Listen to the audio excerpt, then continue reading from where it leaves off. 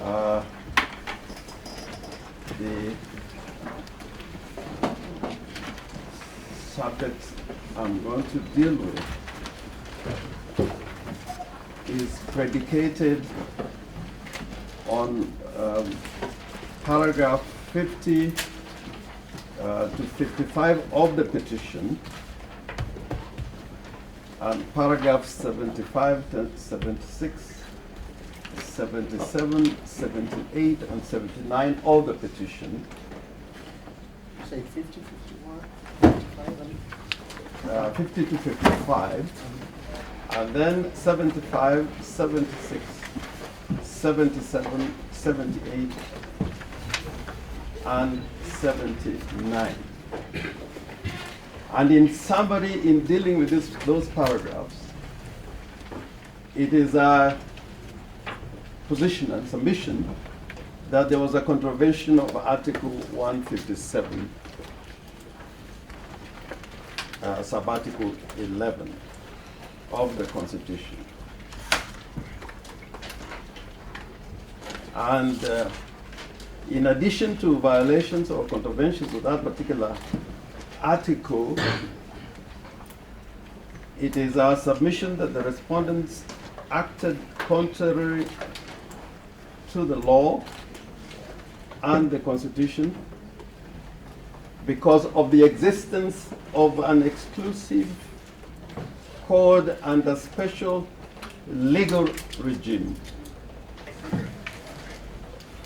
which is largely self-contained. And that regime is found, Your Lordships, in the Anti-Corruption and Economic Crimes Act, together with the Ethics and Anti-Corruption Commission Act. And then, Your Lordships, my ladies, I'm going to deal with Article 50, sub-article 2, and those will relate to paragraphs 40, 41, and 42, in which I'm going to refer Your Lordships and my ladies to the charges as laid out, the intended charges as laid out in the charge sheet that was filed in a subordinate court. And my lords and my ladies, we are going to argue that because of this contravention of both the Constitution and the law, and what we have characterized as a lack of legal and factual foundation, it follows then that any proceedings emanating from this contravention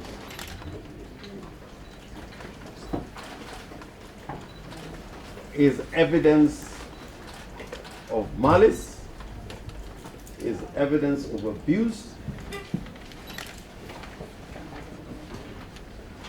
is evidence of irrationality, and is evidence of unreasonableness, which we have set out clearly in the petition. And my ladies and my lords, one of the achievements of the Constitution of Kenya 2010, like the previous repeal constitution, is that in the preamble and Article 3 and 4 of the Constitution, they are what are called foundational values, which are also found in Article 10 of the Constitution,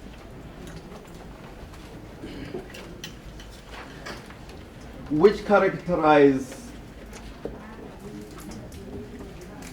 the achievement of this nation called Kenya when we elected to make this constitution for ourselves. And amongst those achievements is the chapter on leadership and integrity, which I think is a unique feature of this constitution as compared to the previous constitution, and the Bill of Rights.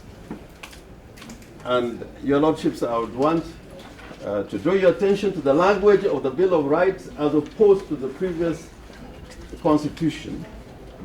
There's a marked difference between the language of this Constitution and the previous repealed Constitution, and more particularly now Article 19 that says that Kenya is a democracy, or if I may use the precise words of Article 19, my ladies and lordships, it says that the Bill of Rights is an integral part of Kenya's democratic state. And all rights that are veiled in the Bill of Rights adhere on every individual. I think these are very important statements. And this Constitution went beyond the protection of a fair trial, unlike the old Constitution. There is also protection of an arrested person. And then the Constitution says in Article 19 that what is contained in the Bill of Rights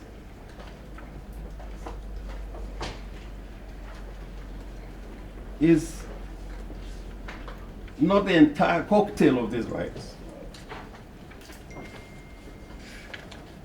They do not exclude other rights that are not spelled out in the Constitution. And my ladies, my lords, I want to convince the court that these two statutes are referred to, the Anti-Corruption and Economic Crimes Act and the Anti-Corruption Commission Act, are derivatives of the Constitution. They flow from the Constitution. They are not ordinary statutes.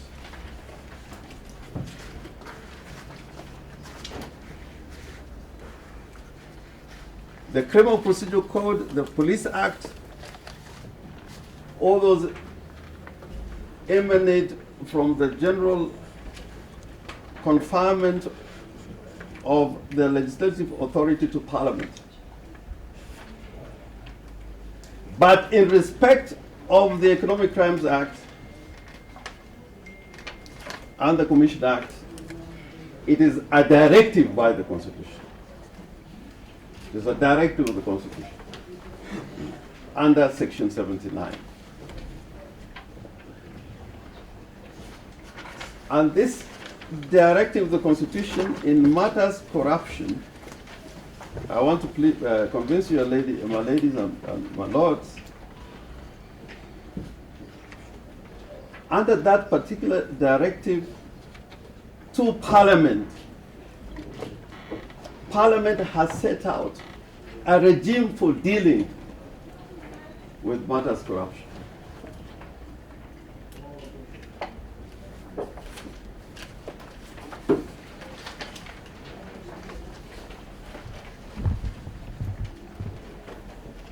We have filed two sets of written submissions. The one dated 13 September 2018, and a further supplementary sets of submissions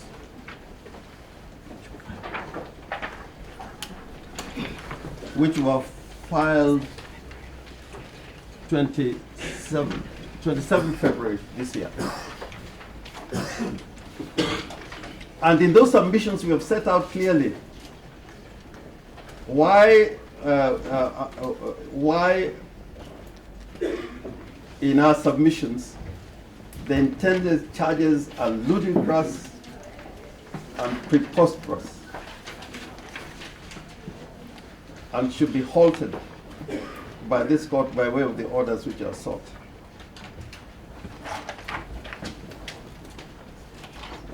In the set of submissions that we filed, the second set of submissions, we refer to the case of Speaker of National Assembly versus James Njenga Karume,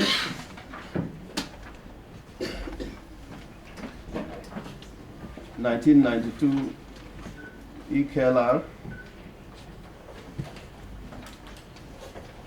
where the Court of Appeal, as it then was, said that where there's a clear procedure for the redress of any particular grievance prescribed by the Constitution or an Act of Parliament, that procedure should be strictly followed. This was in respect of election petitions. And talking about matters of elections, at the time when that decision was made, there were election offenses which fell under the province of election court.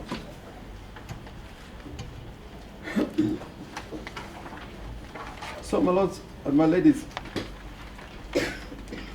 if we begin by the Constitution itself, Article 79, it says very clearly that Parliament, first of all, should enact legislation to establish independent ethics and anti-corruption commission.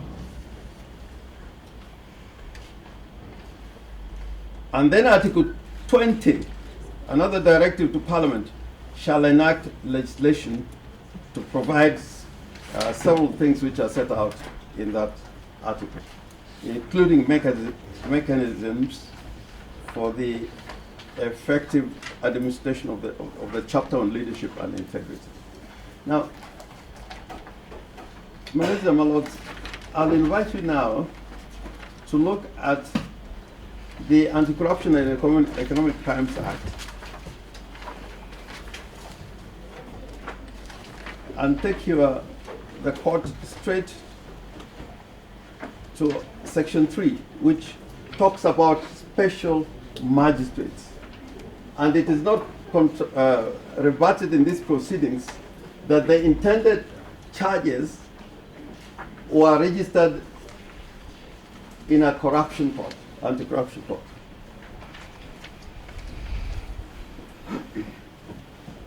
Because the respondents must have known that the subject matter of the charges, the intended charges, fell within the powers donated to special magistrates and no other magistrates. And in Section 3, subsection 2, the persons qualified for appointment as a special magistrate under the Act, it's spelled out.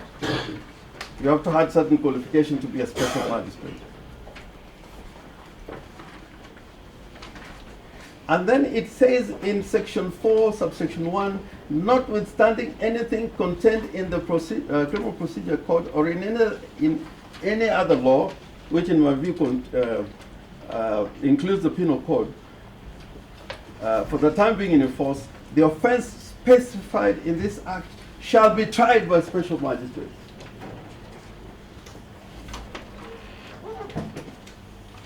And clearly this is the reason why this matter was first registered in terms of the intended criminal proceedings before a special magistrate in a special section of the Chief Magistrate's Court. And in subsection 3 of section 4, it gives the power to the special magistrates to try any offense other than the offense specified in this Act. Now, what am I trying to say? That a special magistrate can try any other penal code offenses, but other magistrates cannot try cases under the Anti-Corruption Code. So it was quite proper that the other charges, which are penal code offenses, went before the special magistrate. But the charges that related to the Ethics and Anti-Corruption Court had to go before a special magistrate.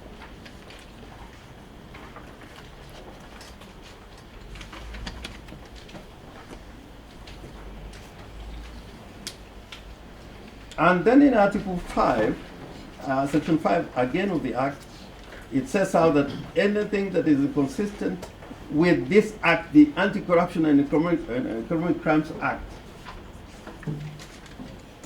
shall not hold.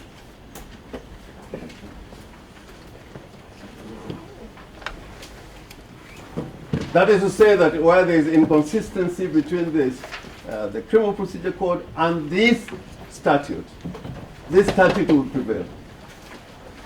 Now, I am also trying to emphasize the point that it is important to look at this act in totality to know its intention. If you choose selectively, section by section, then you end up doing what the first and second respondents have done. They chose to charge the petitioner with the offenses falling under this act without following the procedure under this act.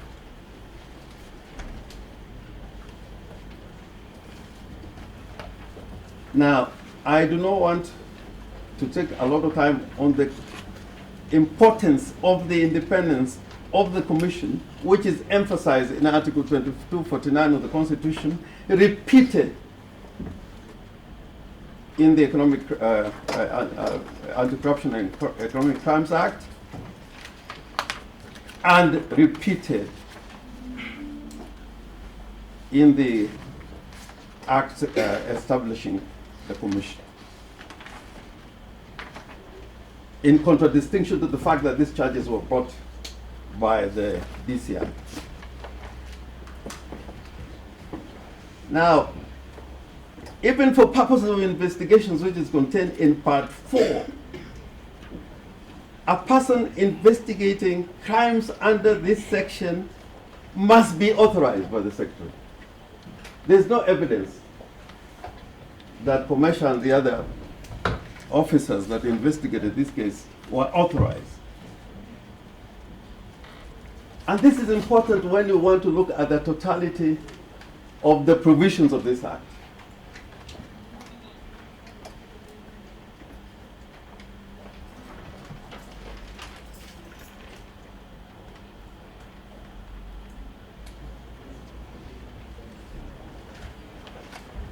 In section 25, how it handles a complaint which is not investigated. For the purpose of this act, it does not end there like it would end up with the Director of Criminal Investigations. If he has to stop any investigations, he is required under the law in writing to inform the complainant and give the reasons.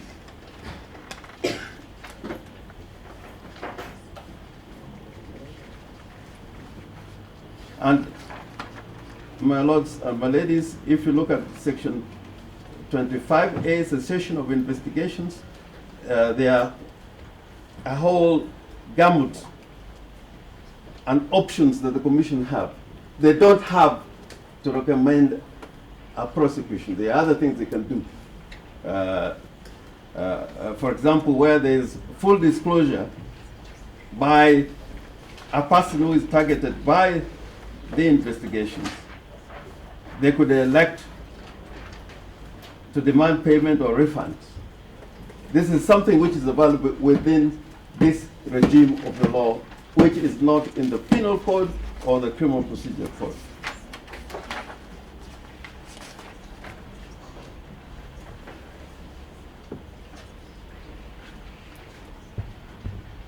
And something very important, because I think this act, unlike what I think the first and second respondents make out of this statute, it tries to achieve a balance.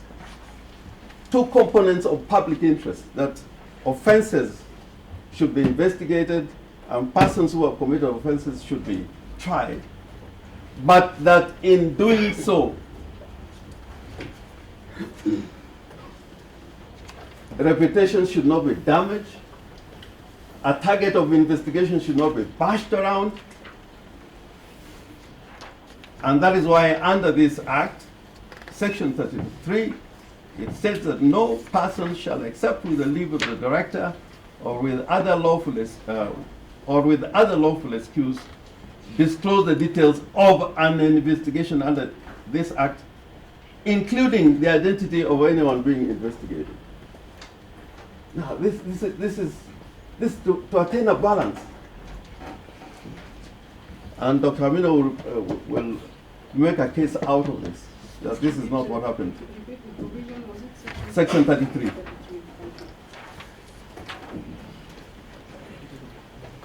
And then after the investigations under this regime, which must be undertaken by the Anti-Corruption and Economic Crimes Commission, the director is required to make a report to the Director of Public Prosecution. That's a mandatory requirement on the results of the investigation.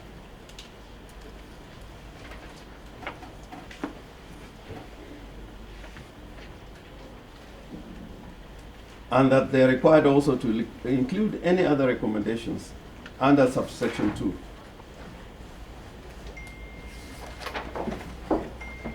And then for reasons of accountability, because this act, this statute is derived from the Constitution, which you do not find in the Penal Code, you don't find in the Criminal Procedure Code, the Director of Public Prosecution, together with the Commission, are required to prepare reports. And on account of the Commission, that report is made to Parliament.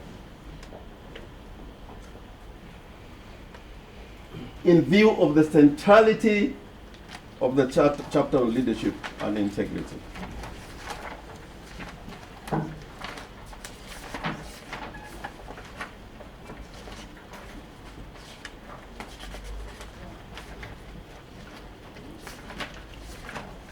And now coming to the very tail end of what is in this Economic Crimes Act.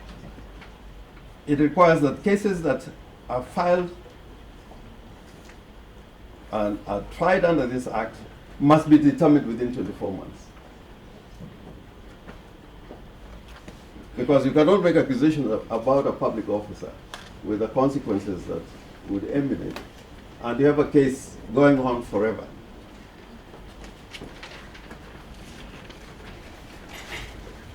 And whereas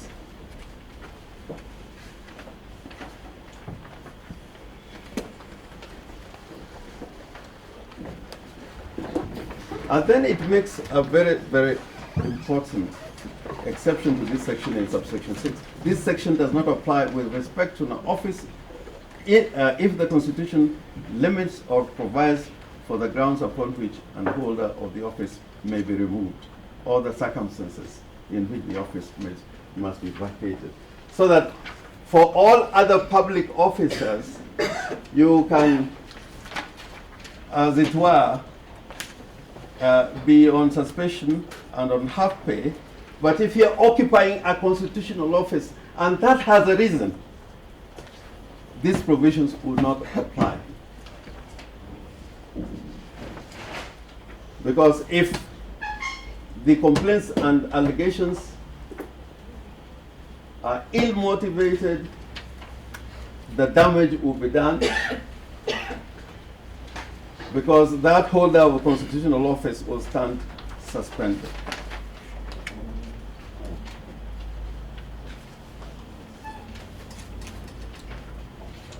And what happens after conviction? Again, section 63 says that suspension after conviction while awaiting appeals does not apply to constitutional offices where the holder of the office may be removed in circumstances which are set out in the Constitution or in statute. And then, unlike the Penal Code, Criminal Procedure Code, although there are provisions which one may liken, but these offenses in investigating crime. It's just, let me take you back. Yes. You have made reference to some exemptions for the constitution of suspension. Yes. Then the second subsequent to that? That was the suspension during trial. Then there's suspension after conviction.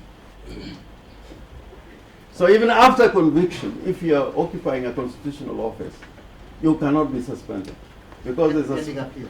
Pending appeal. Yes. Yeah, I think the emphasis is that there must be an appeal, a stand guide. And then, now to come to the participation of the DCI. There is section 72. The person who immediately before the establishment of the commission was the head of the anti-corruption unit of the Kenya Police Force shall become temporary director of the commission. So at the time when this law came in force, automatically the person who was in charge of the unit, the police unit, dealing with the anti-corruption, became the director. Showing clearly that the law would frown on the police continuing to investigate cases under this regime of the law.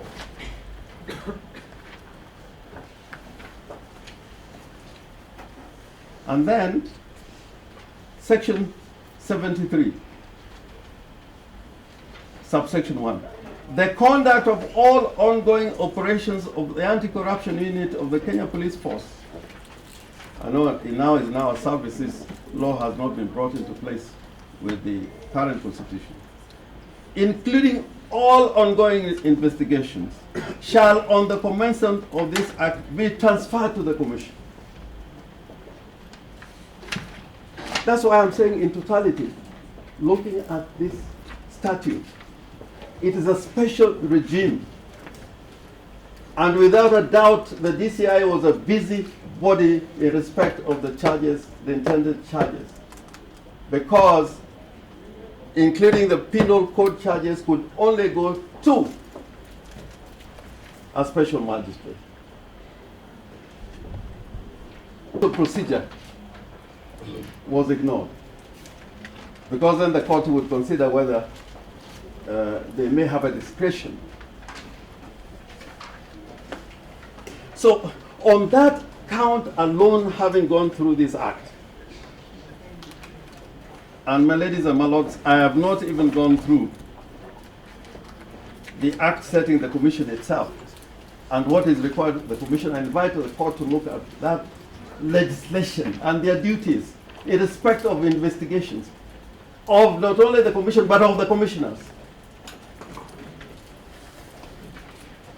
It will not then be lost to the court. Why this special procedure is very important, and we must punish public servants who break the law, but at the same time we must not allow public servants on the basis of a mere complaint to be bashed around. This is what this law tries to do. And also to make sure the authority of state offices and institutions are not undermined by complaints which do not meet the requirements of this law. Now, my submissions now will go on the lack of legal foundation and factual foundation, but quick to add that what I have referred to in relation to the first issue I was dealing with shows clearly that on account of this law, there was no legal or statutory foundation for these charges to be brought against the petitioner in the manner they were brought.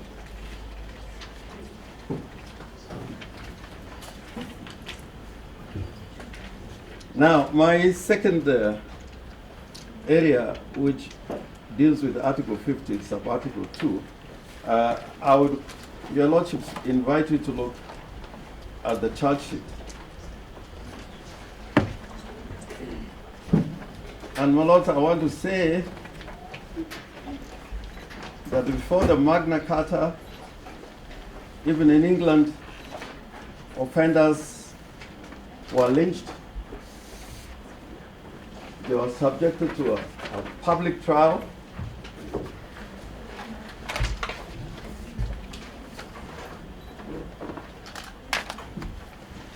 But under the Constitution section, Article 50, sub-Article 2, requires that before one can be charged, there are preconditions.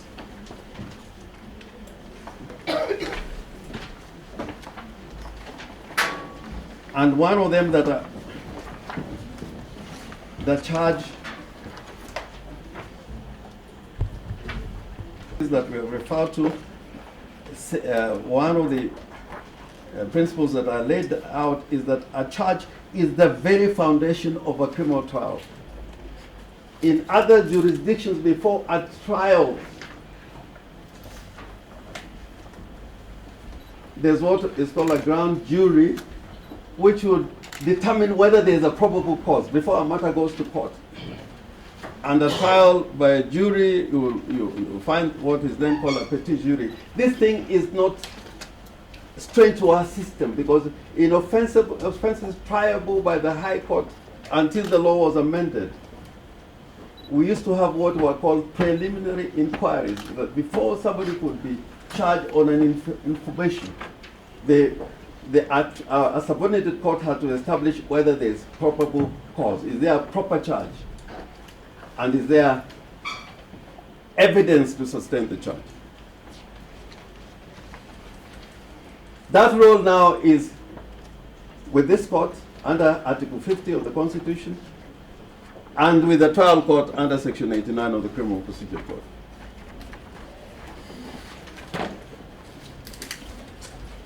And my lord, if you first charge, which is abuse of office, and I dare say that the first and second respondent are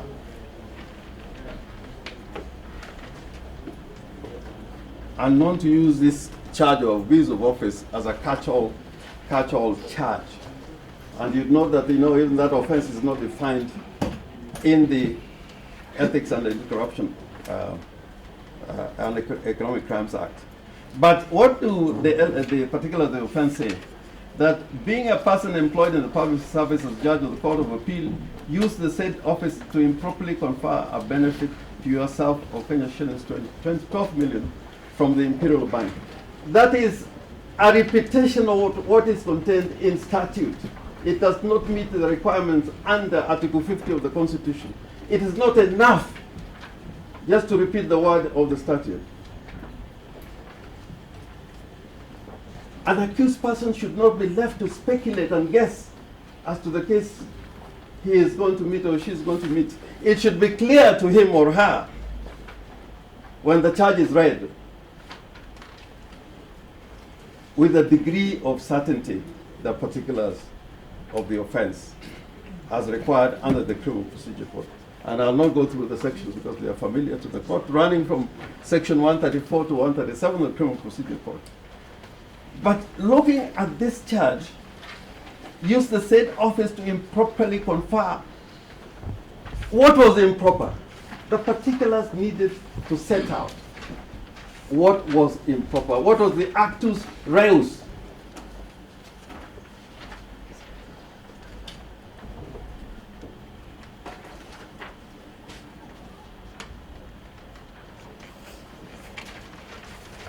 And that cannot be just a matter of evidence, because when at the end of a trial you look at the charge of particulars and try to determine whether the particulars are consistent with the evidence. This is something which should come up front in the charge. We have a case from the United States which was followed by many other cases here, but I like it the way it sets out. There's a case of Ibrahim versus the Republic, which is in our bundle, which speaks to the same point. And there's the case of Supreme Court. This is the Supreme Court of the United States versus Razzle. Razzle versus the United States.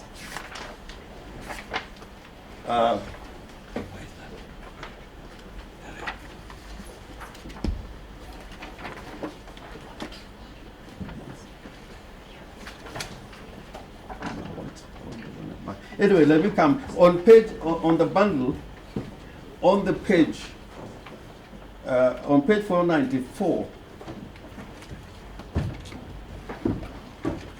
and this is the Supreme Court of the United States. Page 494. There are statements which are made in this judgment that if you look at what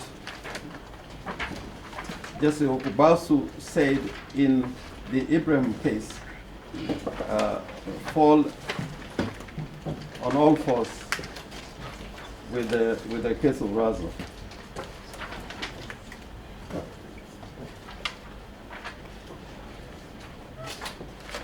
And it says at page 494, which we have highlighted,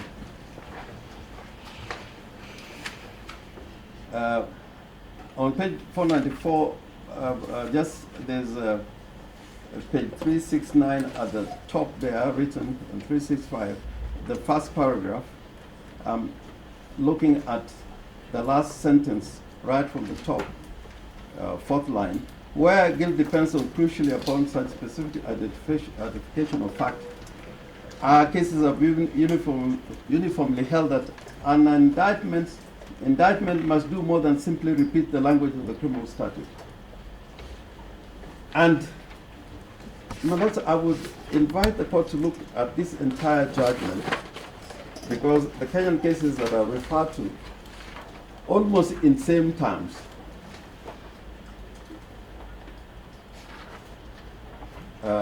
agree with this case from the United States. And it says, it is an elementary principle of criminal pleading that where the foundation of an offense, whether it be common law or by statute, includes generic terms, it is not sufficient that the indictment shall charge the offense in the same generic terms as in the definition. It must state the species. It must descend to particulars. This is what Judge Okubasu was saying also, descend to the species. What is improper may be clear to the accuser,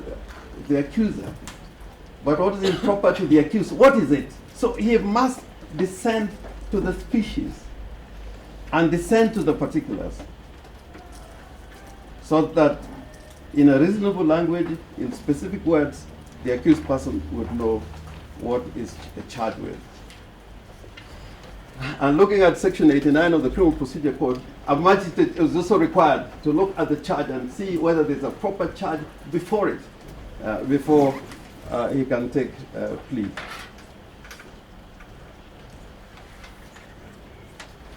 Now, on the second charge, my Lord, now I'm running out of my time. Again, if you're looking at the particulars, and this is decisions that run through our criminal justice system, where one is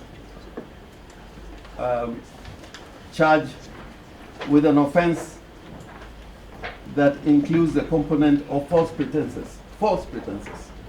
This is what I want to deal with. Now, in this particulars, in the particulars they allege that the intended accused person induced Mohammed Ahmed, the receiver manager. That is an important point I'm going to deal with. The second one is that out of that inducement,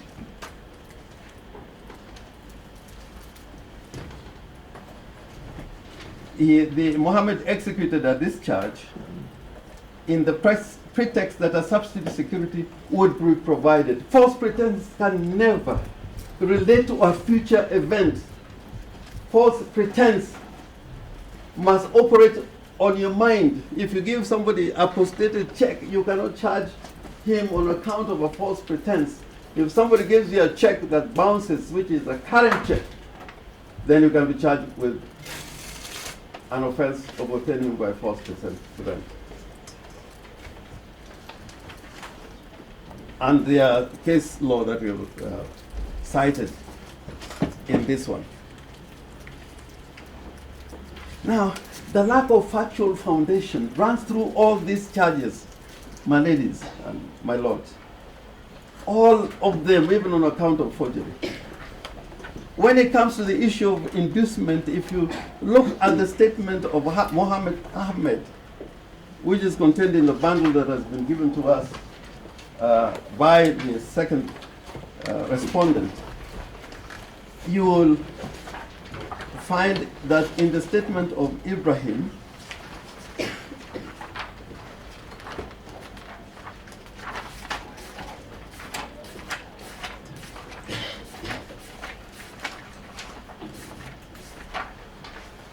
I think this is a statement marked B2 and attached to Commercial's affidavit.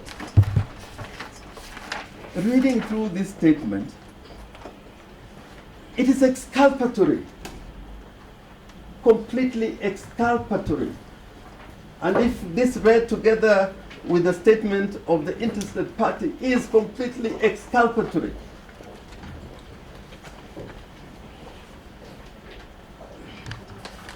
The second but last statement of this gentleman, he says, I gave a professional undertaking dated 22nd December 2015 to Mutunga and Company advocates, resulting in the receipt of 65 million shillings.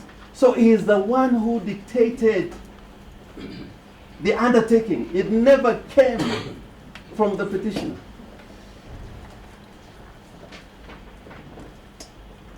And he says that it's on that account that the bank received 65 million shillings on that account. And the details in this paragraph are so important, but I'll not read them through because I don't have the time. But he says finally, in that regard, Mutunga and Company advocates were obligated by their professional undertaking to register a charge over a new property. The registering of the charge, the replacement charge, was on the basis of an obligation. By contract, not by a law. It arose out of a contract.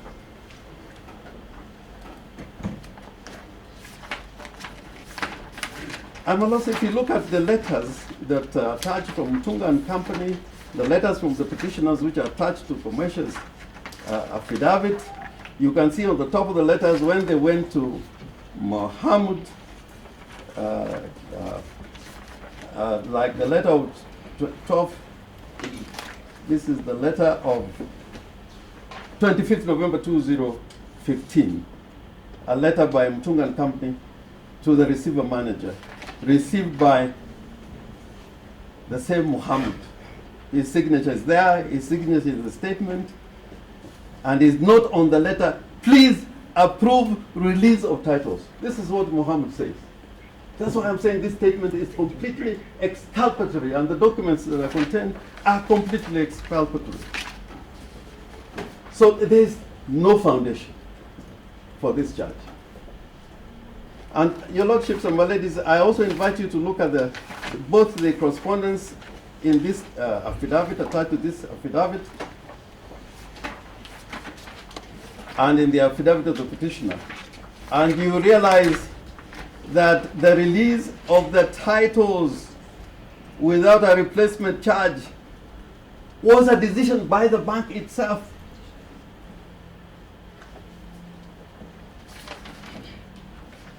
They write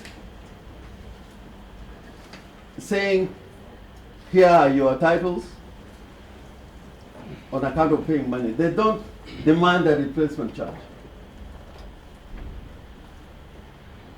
They did wait for a replacement charge. They were excited to receive the money, a good customer.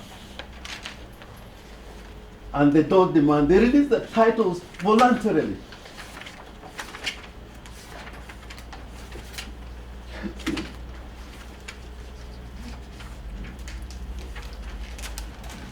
And you'll see in this correspondence, the same lawyer who is before you as the interest party was also acting for the bank. The letter of 21st September 2015 relating to properties which are subject matter of these proceedings and the charges before the subordinate court are referring to the letter of 21st September 2015, Mutunga writing to advocate representing Kenya Commercial Bank, and says, we Mutunga and Company advocates act for the financier Imperial Bank Limited in the above named matter. So you had an advocate not only acting for the petitioner, but in this particular transaction, he was also acting for the bank. And you'll note in all the correspondence, there is, where Imperial Bank is concerned, there is no other advocate. There's no other advocate. The bank was satisfied, at least in the papers which have been given to us gladly by. And the last point that I wanted to make, if you read this press statement by Mr. Haji, one time this transaction is described as a gift. In the statements by the accused, by the bank officials, they describe it as a unique transaction. That is an account of the unsecured loan of 12 million shillings. They don't say it's illegal. They say it may have been unique. But before the police came into this matter, there is nothing to show that the bank had any misgivings about what was happening as between them and the petitioner. So all this, my lords, I'm saying that you can deduce malice, you can deduce abuse, irrationality, unreasonableness,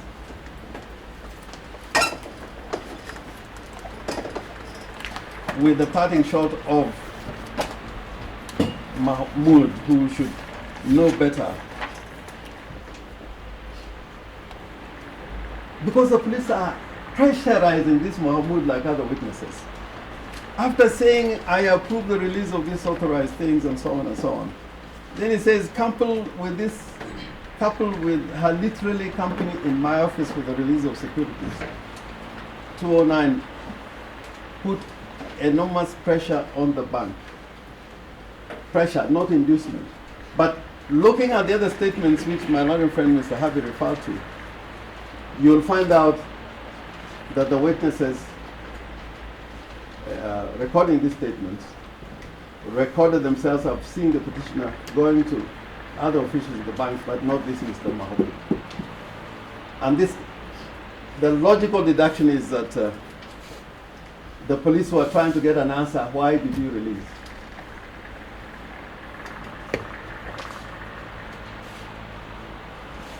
There is no evidence of inducement. And my other friend, Julie Soweto, is going to deal with Onguto's words on this, that when we are doing a review, we are looking at the facts, we are not looking at the facts for purpose of guilt or innocence, but to determine whether there was a foundation, legal and factual. And we are saying there is no legal and actual foundation. Now, in conclusion, my lady and my lords, I want to say, even in relation to the charges of forgery and uttering where they apply to the petitioner, there is not an iota of evidence how the petitioner could ever be connected with the offense of forgery. Nothing. They try to justify other things through this affidavit and the annexures, but nothing about the forgery. And forgery is such a simple offense to prove because it's basically a document telling a lie about itself. That document should have had some evidence from the person to whom the document was uttered, the Lands Office, the Kenya Revenue Authority, to show that the document was telling a lie about itself. There's no such evidence. Instead, on account of the interested party, there's uttering to the police officer who was investigating the case.